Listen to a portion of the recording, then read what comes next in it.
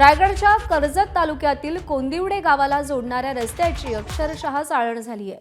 दरम्यान काल रस्त्याच्या या दुरावस्थेकडे प्रशासन आणि लोकप्रतिनिधींचं लक्ष वेधण्यासाठी कोंदिवडे गावातील शाळकरी विद्यार्थिनींनी हास्यविनोदाच्या माध्यमातून रस्त्याचं रिपोर्टिंग करणारा एक भन्नाट व्हिडिओ तयार केला। दरम्यान या विद्यार्थिनींशी आमच्या प्रतिनिधींनी चर्चा केली आहे, पाहूया।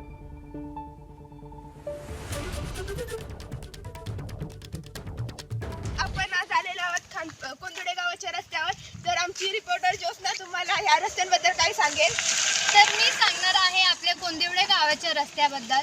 तर हा रस्ता जसं की द्रुतगती महामार्गासारखा आहे। अशा गाड्या जात आहेत तर त्यांच्या पोटातलं पाणीही सुद्धा हलत नाही। तर तुम्ही बघू शकता रस्ते कसे आहेत। एबीपी माझामध्ये आपल्या सर्वांचं स्वागत करते। तर आपल्या रस्त्यावरच्या खड्ड्यांच्या परिस्थितीबद्दल ज्योत्स्ना मुक्तने आपल्याला काही सांगेल। तर मी आज आपल्या रस्त्याबद्दल काही सांगणार आहे। तर तुम्ही बघू शकता आपल्या रस्त्यामध्ये किती खड्डे आहेत। जसं की कॅमेरामॅन मानसी पवार बोलले की खड्ड्यात रस्ते आहेत की रस्त्यात खड्डे आहेत, हेच तुम्हाला दाखवायचं होतं। पण आम्हाला द्रुतगती महामार्ग मी बोलले होते, तर आम्हाला द्रुतगती महामार्ग नको आहे, पण साधा मार्ग तरी हवा आहे असं माझं म्हणणं आहे।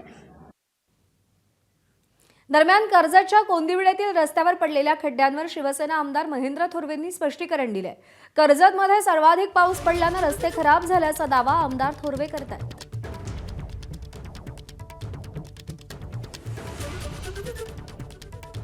पावसाचे प्रमाण हे मोठ्या प्रमाणात असल्यामुळे काही ठिकाणी रस्ते वाहून गेल्याच्या घटना, काही ब्रिजही वाहून गेलेत आणि काही ठिकाणी डांबरी रस्त्यांना खड्डे पडलेले आहेत।